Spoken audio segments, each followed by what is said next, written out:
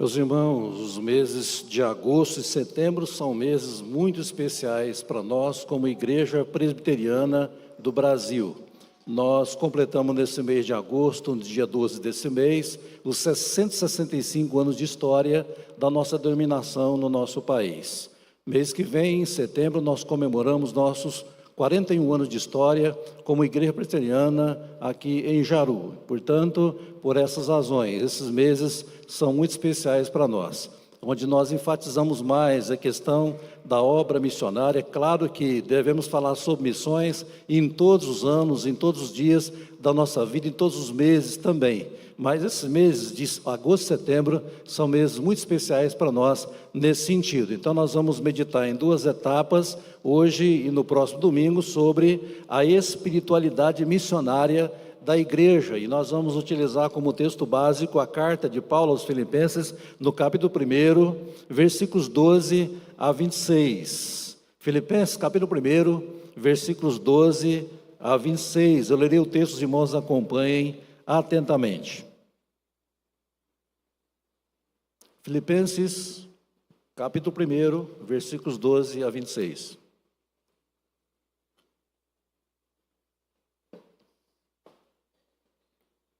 Todos encontraram? Assim diz a palavra de Deus. Quero ainda, irmãos, cientificar-vos de que as coisas que me aconteceram têm antes contribuído para o progresso do Evangelho, de maneira que as minhas cadeias em Cristo se tornaram conhecidas de toda a guarda pretoriana e de todos os demais. E a maioria dos irmãos, estimulados no Senhor por minhas algemas, ousam falar com mais desassombro a palavra de Deus. Alguns efetivamente proclamam a Cristo por inveja e porfia, outros, porém, o fazem de boa vontade. Estes por amor, sabendo que estou incumbido da defesa do Evangelho, aqueles contudo pregam a Cristo por discórdia e insinceramente, julgando suscitar tribulação às minhas cadeias. Todavia, que importa, uma vez que Cristo, de qualquer modo, está sendo pregado, quer por pretexto, quer por verdade, também com isto me regozijo, sim, sempre me regozijarei. Porque estou certo de que isto mesmo, pela vossa súplica e pela provisão do Espírito de Jesus Cristo, me redundará em libertação, segundo a minha ardente expectativa e esperança de que em nada serei envergonhado, antes com toda a ousadia, como sempre, também agora será Cristo engrandecido no meu corpo, quer pela vida, quer pela morte.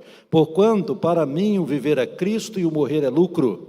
Entretanto, se o viver na carne traz fruto para o meu trabalho, já não sei o que hei de escolher. Ora, de um e outro lado estou constrangido, tendo o desejo de partir e estar com Cristo, o que é incomparavelmente melhor. Mas por vossa causa é mais necessário permanecer na carne. E convencido disto, e sou certo de que ficarei e permanecerei com todos vós, para o vosso progresso e gozo da fé, a fim de que aumente quanto a mim o motivo de vos gloriardes em Cristo Jesus, pela minha presença de novo convosco. Senhor Deus, fala, Pai, ao nosso coração nesta noite, através da Tua palavra. Nós oramos em nome de Jesus. Amém. Meus amados irmãos, nos últimos tempos, especialmente na década de 80, 90, até os nossos dias, surgiram muitos métodos, táticas, estratégias de ação para o crescimento numérico da igreja. Essas ações, elas são importantes, elas têm o seu lugar, mas elas, na verdade, não definem o caminho ou a caminhada missionária da igreja. O caminho, a caminhada missionária da igreja é definida, na verdade, pela sua espiritualidade fundamentada na palavra de Deus. E essa espiritualidade, na verdade, é um conjunto de ações, de atitude, de postura que deve envolver a igreja, como, por exemplo, a piedade verdadeira, a santidade, a pureza de vida, a vida devocional, a vida de oração, a vida de comunhão uns com os outros e comunhão principalmente com Deus, a vida de culto, de adoração a Deus, a firmeza teológica, doutrinária da igreja, o bom testemunho da fé em Cristo Jesus por onde nós vamos e também a visão, o envolvimento missionário da igreja. Então esse conjunto de ações envolve a espiritualidade na vida da igreja.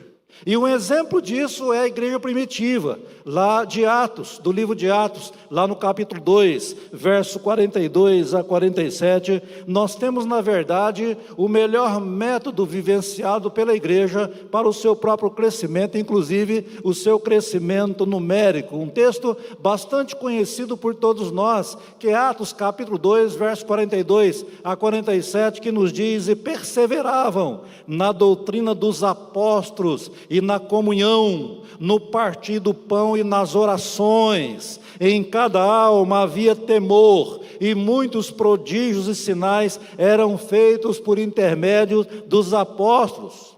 Todos os que creram estavam juntos e tinham tudo em comum, vendiam as suas propriedades e bens, distribuindo o produto entre todos à medida que alguém tinha necessidade. Diariamente perseveravam unânimes no templo, partiam pão de casa em casa e tomavam as suas refeições com alegria e singeleza de coração, louvando a Deus e contando com a simpatia de todo o povo. Enquanto isso, acrescentava-lhes o Senhor dia a dia os que iam sendo salvos, diz a palavra de Deus. Esse era o método da igreja.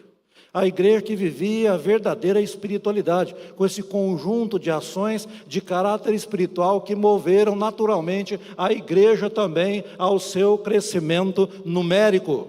E aqui nesse texto da carta aos Filipenses que nós lemos, capítulo 1, verso 12 a 26, o apóstolo Paulo mostra claramente que a missão da igreja se define exatamente pela sua espiritualidade bíblica e não simplesmente por métodos e estratégias de evangelização. Irmãos, e à luz desse texto, portanto, nós vamos pensar em duas etapas sobre a espiritualidade missionária da igreja. E nesse texto, Paulo aponta para nós 6 elementos que constituem essa espiritualidade missionária da igreja. E nós vamos hoje pensar em 3 desses elementos e na segunda etapa vamos pensar nos outros 3 elementos. Primeiramente, a espiritualidade missionária da igreja compreende a alegria da igreja pelo seu envolvimento missionário. Veja comigo o verso 18 e 19 aí do capítulo 1 de Filipenses, que diz assim: todavia, que importa? Uma vez que Cristo, de qualquer modo, está sendo pregado, quer por pretexto, quer por verdade, também com isto me regozijo e sempre me regozijarei. Eu terei uma alegria profunda no meu coração, por isso, diria o apóstolo Paulo, porque estou certo de que isto mesmo, pela vossa súplica, pela provisão do Espírito de Jesus Cristo, me redundará em libertação, diz a palavra de Deus. A carta aos Filipenses é considerada a carta da alegria, porque nessa carta Paulo leva a igreja de Filipos a viver a alegria em Cristo Jesus. O capítulo 2, verso 17 e 18, diz assim: entretanto, mesmo que seja oferecido por libação sobre o sacrifício e serviço da vossa fé, alegro-me. E com todos vós me congratulo, assim vós também pela mesma razão alegrai-vos e congratulai-vos comigo. E lá no capítulo 4, verso 4, Paulo exorta a igreja à alegria. Alegrai-vos sempre no Senhor, outra vez digo, alegrai-vos. Então, aquela igreja, ela era chamada a igreja da alegria, porque era uma igreja que vivia a alegria pelo seu envolvimento missionário, e essa carta de Paulo a eles também é considerada a carta da alegria. O apóstolo Paulo escreveu essa carta quando estava preso em Roma, na sua primeira prisão, lá no ano 62, depois de Cristo. Mas acontece que o apóstolo Paulo, ele era um preso, um presidiário, que não era um presidiário deprimido, frustrado, angustiado, abatido, desanimado. Pelo contrário, o apóstolo Paulo, mesmo na condição de preso, de presidiário, ele estava feliz, porque ele foi preso exatamente pelo fato de pregar o evangelho do Senhor Jesus Cristo. E lá da mesma prisão, Paulo escreve as duas cartas a Timóteo, e na segunda carta que ele escreve a Timóteo, que é uma das chamadas cartas pastorais, ou cartas da prisão, no capítulo 2, verso 9, ele diz: pelo qual estou sofrendo até algemas, como malfeitor, contudo, a palavra de Deus não está algemada. Esta era a alegria de Paulo. Eu estou preso, sim, mas a palavra de Deus não está presa. E no verso 18 ele fala duas vezes da sua alegria por vários irmãos que estavam pregando o evangelho lá fora da prisão, e a constante alegria de Paulo se baseava em dois elementos fundamentais. Primeiro, a espiritualidade missionária vivida pela igreja de Filipos. A igreja de Filipos demonstrou de forma concreta a sua espiritualidade de caráter missionário, porque aquela igreja não apenas falava sobre missões, mas ela vivia missões, ela respirava missões, ela fazia missões, ela praticava missões. Aquela igreja, ela obedeceu à exortação de Paulo no capítulo 4, no versículo 9, quando Paulo diz o seguinte: o que também aprendestes e recebestes e ouvistes e vistes em mim, e isso praticai, e o Deus da paz será convosco. É como se Paulo dissesse para aqueles irmãos: vocês olham para mim como missionário, apaixonado pela obra de Deus, pela obra da pregação do evangelho, e vocês devem seguir também o meu exemplo de serem uma igreja missionária também. Johannes Blau, um escritor americano que escreveu um livro, A Natureza Missionária da Igreja, ele diz as seguintes palavras nesse seu livro: a igreja de Jesus Cristo só tem o direito de denominar-se igreja sendo igreja missionária. Repetindo as palavras de Johannes Blau: a igreja de Jesus Cristo só tem o direito de denominar-se igreja sendo igreja missionária. Ou seja, em outras palavras, nós não podemos ser chamados de igreja do Senhor Jesus Cristo se nós não somos uma igreja missionária. E aqui em Filipenses capítulo 4, versículo 14, o texto mostra claramente para nós que a igreja de Filipos, ela se associou com Paulo nas suas tribulações sofridas na obra missionária. Capítulo 4, verso 14: todavia fizestes bem, associando-vos na minha tribulação. A igreja era parceira de Paulo nas lutas e tribulações que ele enfrentava. No capítulo 1, verso 19, aquela igreja adotou o apóstolo Paulo em oração e se tornou então uma parceira de oração com o apóstolo. Capítulo 1, verso 19: porque estou certo de que isto mesmo, pela vossa súplica e pela provisão do Espírito de Jesus Cristo, me redundará em libertação. Paulo estava preso, mas aquela igreja estava orando, suplicando a Deus, intercedendo a Deus pelo apóstolo prisioneiro de Deus. A igreja orava por ele. No capítulo 4, verso 10, a igreja cuidava espiritualmente do apóstolo de Deus. Capítulo 4, versículo 10: alegrei-me sobremaneira no Senhor, porque agora uma vez mais renovaste a meu favor o vosso cuidado, o qual também já tinhas antes, mas os faltava oportunidade. Aquela igreja cuidava espiritualmente do servo de Deus. E no mesmo capítulo 4, versos 15 e 16, aquela igreja, ela adotou Paulo também financeiramente. Portanto, a igreja se tornou a sua parceira no sustento financeiro e material daquele servo de Deus. Capítulo 4, verso 15 e 16, confira comigo, diz a palavra de Deus: e sabeis também vós, ó Filipenses, que no início do evangelho, quando parti da Macedônia, nenhuma igreja se associou comigo no tocante a dar e receber, senão unicamente vós outros, porque até para Tessalônica mandastes não somente uma vez, mas duas, o bastante para as minhas necessidades.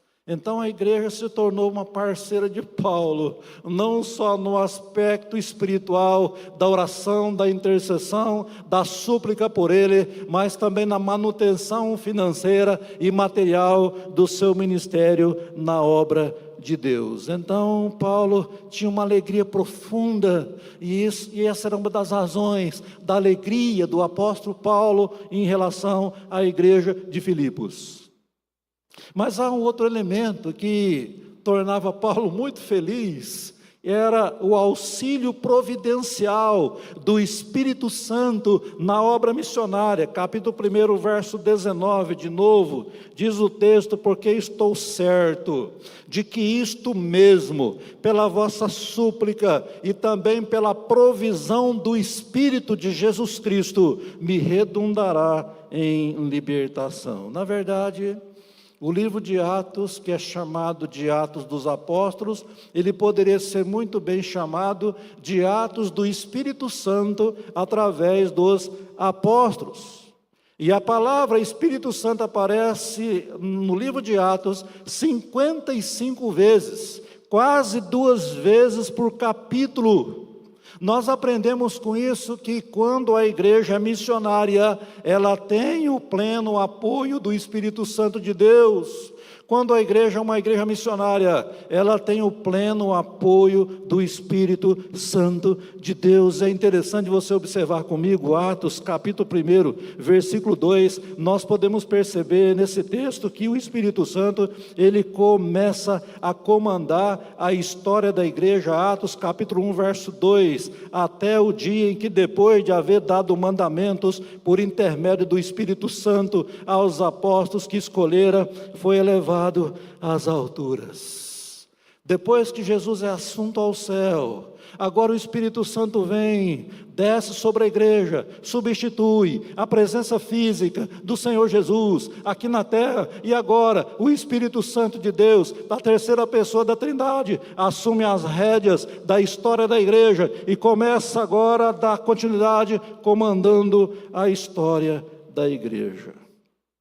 O Espírito Santo é quem confere poder, confere unção, confere autoridade para a igreja pregar o Evangelho. Capítulo 1 de Atos, verso 8, mas recebereis poder ao descer sobre vós o Espírito Santo, e sereis minhas testemunhas tanto em Jerusalém, Judeia, Samaria e até os confins da terra.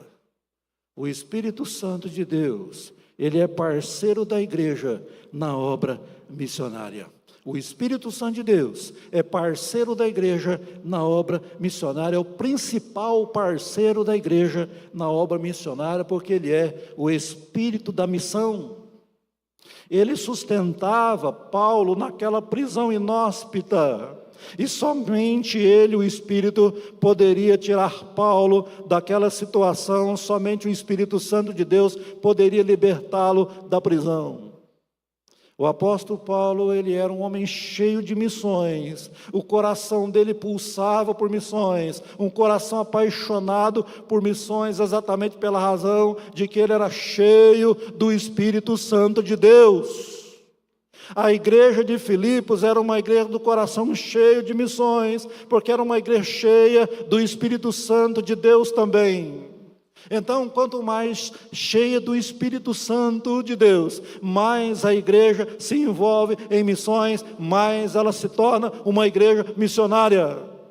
Mas, por outro lado, quanto menos cheia do Espírito a igreja é, menos missionária a igreja será também. Missões não se faz com base na nossa sabedoria humana, na nossa intelectualidade, nos nossos dons e talentos, não se faz com a força bruta da carne, mas missões se faz no poder, na unção e na autoridade do Espírito Santo de Deus. Zacarias capítulo 4, versículo 6, nem por força, nem por poder, mas pelo meu Espírito, diz o Senhor. Então essas são as duas razões da alegria do apóstolo Paulo para com a igreja de Filipos. a alegria daquela igreja se envolver em missões, mas também o Espírito Santo atuando na vida da igreja, levando a ser uma igreja missionária. Portanto, em primeira mão, a espiritualidade missionária da igreja envolve a alegria da igreja pelo seu envolvimento em missões. Mas em segundo plano, envolve também o sentido de missão que é dado por Cristo à sua igreja. Versículos 19 a 21 de Filipenses capítulo 1, diz o texto: porque estou bem certo de que isto mesmo, pela vossa súplica e pela provisão do Espírito de Jesus Cristo, me redundará em libertação, segundo a minha ardente expectativa e esperança de que em nada serei envergonhado, antes, com toda a ousadia, como sempre também agora será Cristo engrandecido no meu corpo, quer pela vida, quer pela morte, porquanto para mim o viver é Cristo e o morrer é lucro. Paulo estava preso, mas ele aguardava a libertação da prisão, e ele contava sempre com as orações da igreja e também com o auxílio do Espírito Santo para tirá-lo da cadeia. Mas por qual razão, afinal, Paulo desejava estar fora da cadeia, ser livre da cadeia? Certamente não era por causa das más condições de um prisioneiro lá em Roma, mas ele desejava continuar pregando o Evangelho fora da cadeia, com o objetivo de continuar com a pregação do Evangelho, engrandecendo o nome do Senhor Jesus Cristo, mesmo que para isso ele morresse pela causa do Evangelho. E conforme diz o texto, ele jamais seria envergonhado por pregar a palavra de Deus. E é o que ele escreve em Romanos capítulo 1, verso 16: pois eu não me envergonho do Evangelho, porque o Evangelho é o poder de Deus para a salvação de todo aquele que crê. Então, irmãos, ser liberto da prisão e continuar pregando resultaria numa pena maior que a prisão na vida de Paulo. Lhe custaria a sua própria vida. E foi justamente isso que aconteceu. Ele foi liberto da primeira prisão entre anos 62 e 64, mas foi preso de novo lá pelo ano 65, 66, e quando no final do ano 67, por ordem do imperador Nero, Paulo foi executado, Paulo foi decapitado e assim entregando a própria vida pela causa do Evangelho. Mas, para Paulo, fosse na vida ou fosse na morte, o que importava para ele era engrandecer o nome de Cristo através da proclamação do Evangelho, conforme o versículo 20. E no versículo 21, para ele o viver era Cristo e o morrer era lucro. É a mesma ideia que Paulo colocou lá em Atos capítulo 20, versículo 24. Porém, em nada considero a minha vida como preciosa para mim mesmo, contanto complete a minha carreira e o ministério que recebi do Senhor Jesus Cristo para pregar o Evangelho da graça de Deus. Então, para Paulo, a própria vida dele não tinha importância. Se ele vivesse ou morresse, o que importava para ele era pregar o Evangelho e com isso engrandecer o nome de Jesus.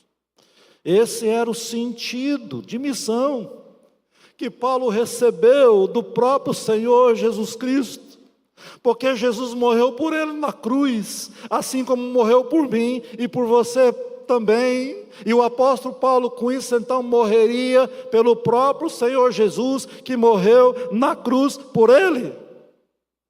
João capítulo 4, verso 34, Jesus diz, fazendo a obra de Deus, a obra do Pai, e pregando a palavra do Pai, ele diz, a minha comida consiste em fazer a vontade daquele que me enviou e realizar a sua obra. Esse era o sentido de missão para o próprio Senhor Jesus. E aqui em Filipenses capítulo 3, versículo 12, Paulo diz, eu prossigo para conquistar aquilo para o qual fui conquistado por Cristo Jesus. Então Cristo conquistou Paulo para conquistar almas para Cristo. Ele deu a vida perseguindo esse objetivo. Esse era o sentido de missão para Paulo. Então, meus amados irmãos, o Senhor Jesus Cristo, Ele também nos conquistou para conquistar almas para Ele. Isso exige de nós a doação também da nossa própria vida. Esse é o sentido de missões. Romanos 12, verso 1, rogo-vos, pois, pelas misericórdias de Deus, que apresenteis o vosso corpo por sacrifício vivo, santo e agradável a Deus, que é o vosso culto racional. É um sacrifício da vida enquanto vida, para servir a Deus e pregar a palavra de Deus. Então, meus amados irmãos, sem missões na nossa vida, como igreja, a nossa vida não tem nenhum sentido. M. Carmichael, uma missionária irlandesa que viveu entre o século XVIII, século XIX e século XX, ela foi missionária na Índia por 55 anos.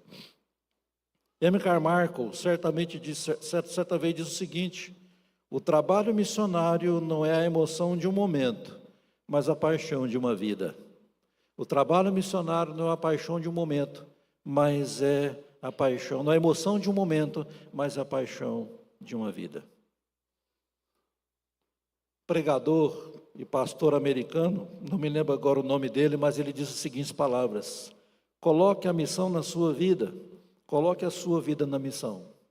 Coloque a missão na sua vida, coloque a sua vida na missão. A Igreja Presbiteriana, como denominação no mundo, completou os seus 465 anos de história, porque um reformador missionário escocês chamado John Knox, a história é bastante conhecida, ele foi para a Escócia, para o seu próprio país, estava na França, foi para a Escócia com o objetivo de evangelizar o seu próprio povo. Mas chegando lá, se deparou com Maria Stuart, a rainha da Escócia, que era totalmente contra o Evangelho e a causa do Evangelho. Mas ele, com muita coragem, dependência de Deus, se aproximou da rainha, se ajoelhou ali diante da rainha e principalmente diante de Deus, e fez aquela oração poderosa: Senhor, dá-me a Escócia, senão eu morro. Senhor, dá-me a Escócia, senão eu morro. E aí, quando ele terminou de orar, a rainha voltou-se para John Knox e disse: olha, John Knox, eu prefiro enfrentar um exército de 100 mil homens do que uma oração sua. Eu prefiro enfrentar um exército de 100 mil homens do que uma oração sua. Pode pregar o Evangelho no meu país. E assim ele começou a obra de evangelização na Escócia. Todo o país foi alcançado com a pregação do Evangelho. Milhares de pessoas se converteram. E o próprio parlamento escocês, em novembro de 1572, decretou a Escócia como um país presbiteriano. E assim surgiu o presbiterianismo como denominação no mundo. 300 anos depois, Asbel Simonton, jovem americano, chamado por Deus para fazer a obra missionária no Brasil, saiu lá dos Estados Unidos no ano de 1826, aliás, de 1859, veio aqui para o Brasil, se atracou lá no porto do Rio de Janeiro, começou pregando o Evangelho, distribuindo literaturas evangelísticas, ali no cais do porto. Depois alugou uma sala no centro da cidade do Rio de Janeiro e começou uma escola dominical com apenas 5 crianças, para aprender o português e ensinar inglês. E assim ele começa a obra de evangelização aqui no Brasil, com apenas 26 anos de idade, jovem ainda. E depois de alguns meses que ele estava no Brasil, a sua mãe escreve para ele, dona Martha Snodgrass Simonton, escreve para o seu filho dizendo: filho, aí não é o seu lugar, volta para casa. Ele então responde à sua mãe dizendo: mamãe, eu estou no Brasil, e no Brasil onde eu estou no centro da vontade de Deus. E ele continuou o seu ministério aqui pregando a palavra de Deus, e com apenas 8 anos de ministério, porque chegou com 26 e morreu com 34. Mas deixou plantada em solo brasileiro a Igreja Presbiteriana do Brasil, na qual e através da qual eu e você, como membros dessa igreja, servimos a Deus e devemos ser tão missionários quanto foi Asbel Green Simonton, quando foi John Knox, para alcançar o mundo com a pregação do Evangelho a partir do nosso país.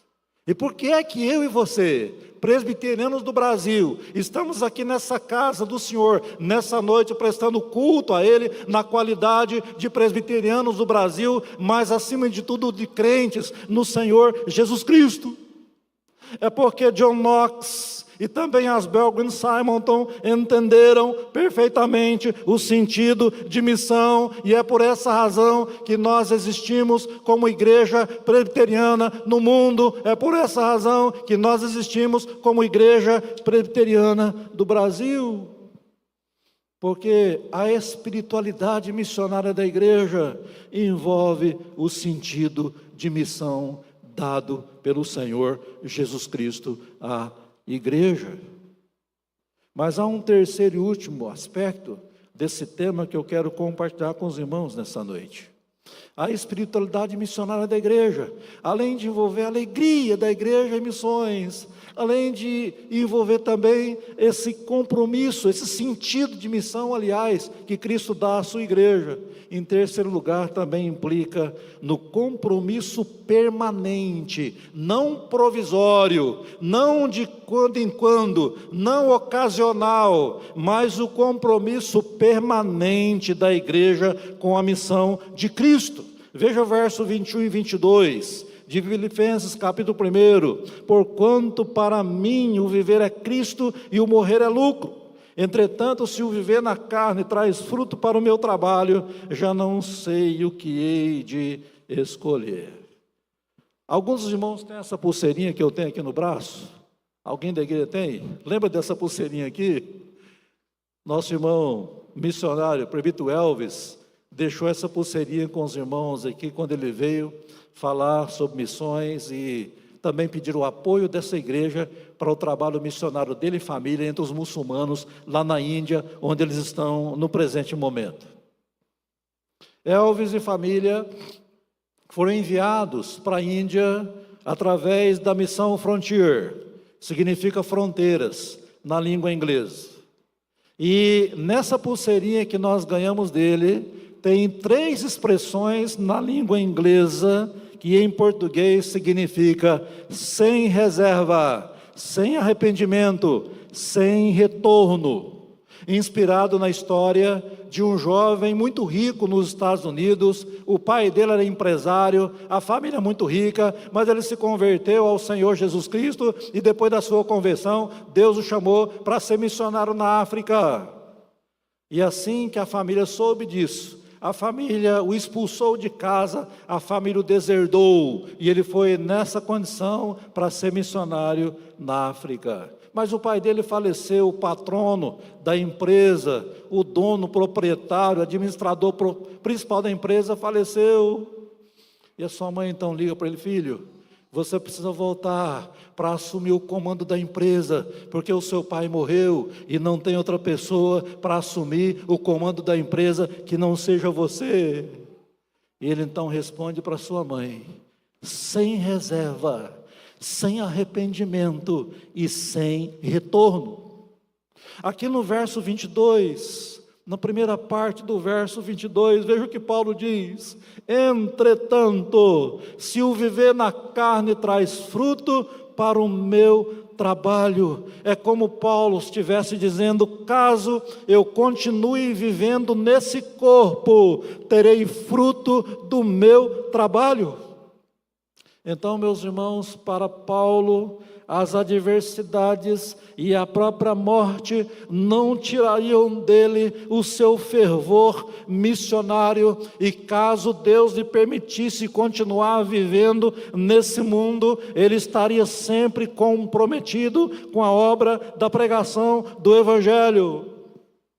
Reverendo Denuel Nicodemo Zeller, grande pastor e grande pregador presbiteriano, que já morreu há muitos anos atrás, ele certa vez fez a seguinte oração: Senhor Deus, eu quero morrer pregando a Tua palavra, eu quero morrer pregando a Tua palavra.